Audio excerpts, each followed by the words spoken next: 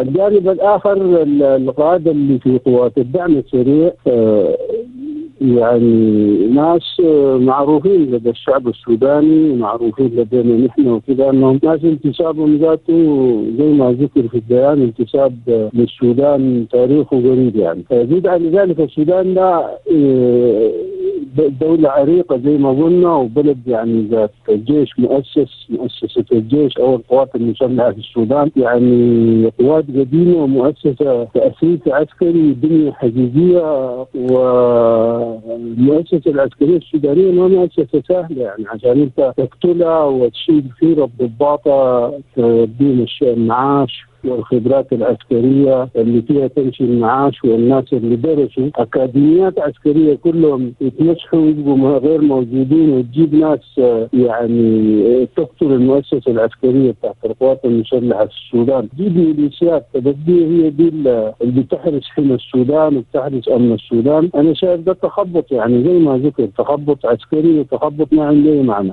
المؤسسة العسكرية والقوات المسلحة السودانية كون أنها يعني هي ما تكون هي في السطح وما تكون هي الموجودة وما تكون هي اللي بتحمي السودان، يحمي السودان، يحمي قوات الدعم السريع. القادة بتاعين قوات الدعم السريع انت زي ما قلت لك وزي ما ذكر في البيان يعني ناس انتسابهم للسودان ذاته انتساب غريب يعني، جابتهم ظروف حياة طبيعية معروفة فيه. عبد الرحيم دبلو، محمد حمدان دبلو، من شاك يعني معروف تاريخهم بايز والعارف في السودان يعني، وجابتهم ظروف في السبعينات والثمانينات يعني معروف.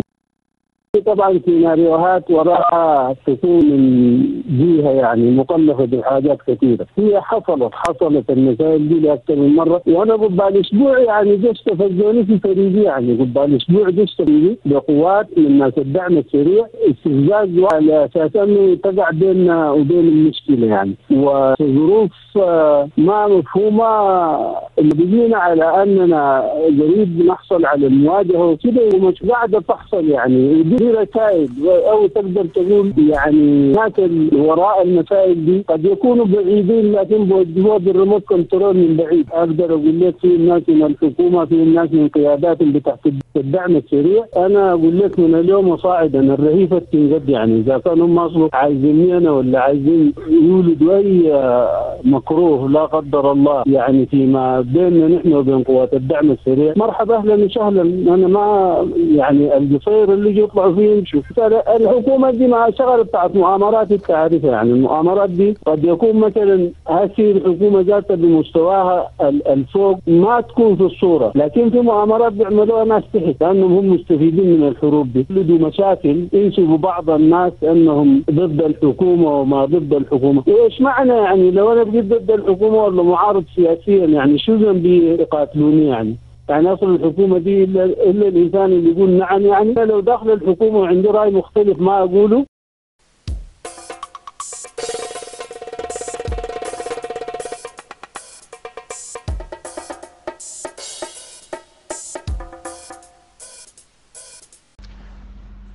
بسم الله الرحمن الرحيم، الصلاة والسلام على سيدنا محمد وعلى آله وصحبه وسلم. يا الاسم مع العمدة محمد عبد العزيز تكويزو، ولاية غرب دارفور، القبيلة محمودي. سمعت في مشكلة إعلام في جروب ما جروب أخي الشيخ موسى، كلامك اللي بتتكلم فيه هل كلام بتاع قبيلة ولا كلام بتاع معارضة؟ إذا كلام بتاع معارضة شوف الطريقة بتاع المعارضة وين واشتغل شغلتك بتاع معارضتك بطريقتك الخاصة. وإذا كلام بتاع قبيلة واسمك شيخ موسى وكان زعيم للمحاميد، المحاميد انت موصي عليهم كلهم، المحاميد بخشين بيوتهم ولهم عمراء ولهم عمد ولهم نظارات، انت فرد من افراد خشم بيت معين، ما كل خشم بيت ابو جلول، خشم بيت معين في ابو جلول، ما كل ابو جلول ذاته. واحد ما يمشي يتدخل في مشكلة ما بيقدر ما قدرها وما مستواها، وانت تتكلم عن مشكله بتاع في ناس مشت عساكر وفي ناس مشت كده كده، وكان او لم انت لابس كاكي. في شفناك في مشكله في الوسطاب في الوفا بتاع في جناب قميردوده، لقيناك لابس كاكي ورابط قشطه في راسك. هل الكاكي اللي لابسه ده بتاع ميليشيات ولا بتاع دوله رسمي؟ اذا معارضه ما بقبيله وما ببيت، واحنا كقبيله كخشم بيت معين بحاميد ما وصي علينا الشيخ موسى. واذا اهلنا كلهم بانه شايفين المحاميد انه وصي عليه موسى يسحبوا هذا الكلام تماما. اي واحد بيتكلم يتكلم على قدره، على قدر مسؤوليته وعلى قدر اداره الاهليه فقط. كان يوم من الايام مستشار رئيس الجمهوريه في الخرطوم، وقت ذاك ما ظهر الى ما واحد يحس بصليبه يمشي يعارض بقبيله ولا يعارض بخشم بيت معين ما بنقبلوه نهائيا. اصله ما مقبول، مرفوض جملا وتفصيلا. بالنسبه لاخونا برضو علي مجوك، انا سمعت عنه.